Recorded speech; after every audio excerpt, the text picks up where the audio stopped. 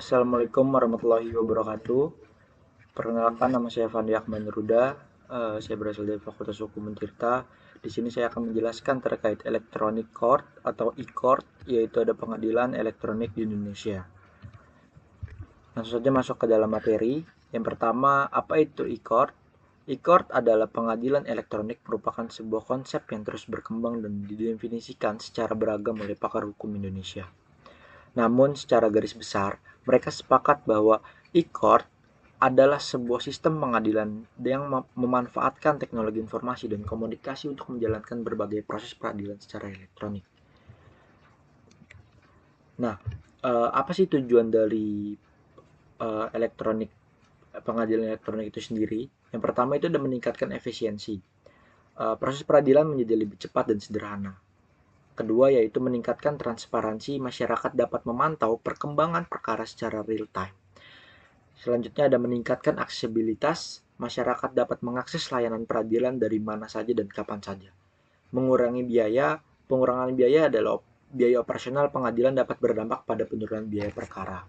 Kemudian ada menjaga protokol kesehatan selama pandemi, e-court sangat membantu dalam menjaga jarak fisik dan mencegah penyebaran penyakit. Kemudian dasar hukum dari e-court sendiri di Indonesia yang pertama ada peraturan Mahkamah Agung atau Perma nomor 3 tahun 2018.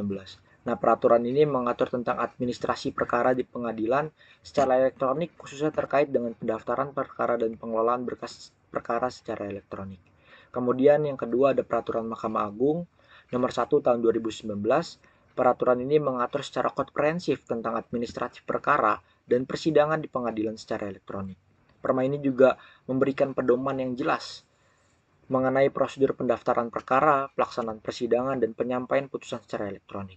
Kemudian yang ketiga ada keputusan Ketua Mahkamah Agung RI nomor 122 garing KMFA garing SK garing 2018.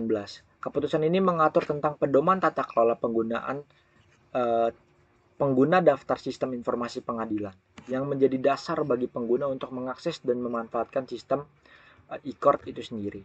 Kemudian yang terakhir ada Undang-Undang Informasi dan Transaksi Elektronik atau UITE yang memberikan payung hukum terkait dengan penggunaan tanda tangan elektronik, keamanan data, dan transaksi elektronik lainnya yang menjadi bagian integral dari sistem e-court sendiri.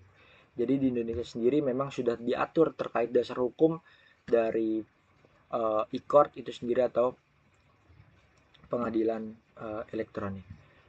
Kemudian selanjutnya ada fitur dari e-court yang diterapkan di Indonesia.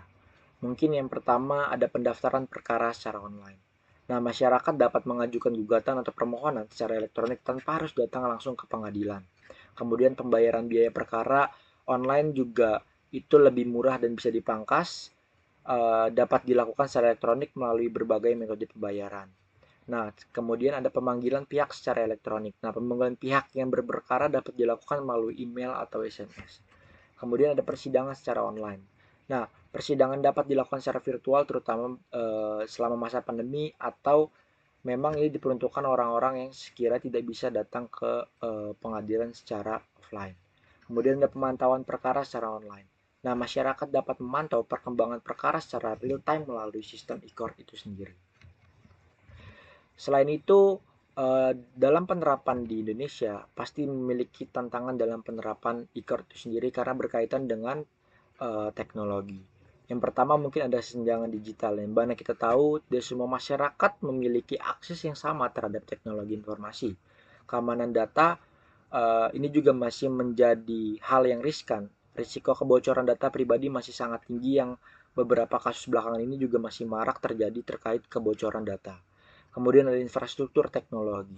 Ketersediaan infrastruktur teknologi yang memadai sangat penting untuk kelancaran dan efisiensi terkait penerapan e-court itu sendiri.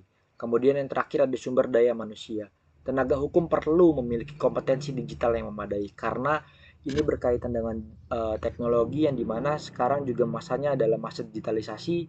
Kita diwajibkan bahkan di bidang apapun diwajibkan untuk mengikuti zaman atau digital dan teknologi yang berkembang saat ini. Kemudian menurut pandangan saya juga terkait tantangan tersebut memiliki beberapa solusi dalam penerapan e-court itu sendiri. Yang pertama yaitu ada peningkatan infrastruktur teknologi. Perlu adanya investasi yang lebih besar dalam infrastruktur teknologi untuk mendukung e-court itu sendiri. Kemudian ada peningkatan literasi digital. Masyarakat perlu diberikan edukasi tentang penggunaan teknologi informasi, terutama untuk mengakses layanan peradilan secara online. Peningkatan keamanan data, perlu adanya sistem keamanan yang kuat untuk melindungi data pribadi pengguna. Dan juga ada evaluasi dan pengembangan. Perlu dilakukan evaluasi secara berkala terhadap sistem e-court dan melakukan pengembangan sesuai dengan kebutuhan yang memang diperlukan. Mungkin yang terakhir di sini saya akan membahas terkait kesimpulan. E-court merupakan sebuah inovasi yang sangat penting dalam dunia peradilan Indonesia. Dengan memanfaatkan teknologi informasi, e-court dapat memberikan layanan peradilan yang lebih baik, efisien, dan transparan bagi masyarakat. Meskipun masih banyak tantangan yang harus dihadapi, namun upaya untuk mengembangkan dan menyempurnakan e-court terus dilakukan.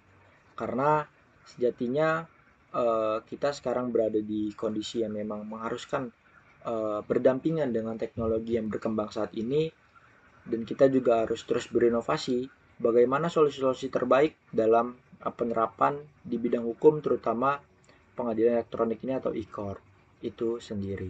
Mungkin itu yang bisa saya sampaikan dan saya jelaskan. Sekian, terima kasih. Wassalamualaikum warahmatullahi wabarakatuh.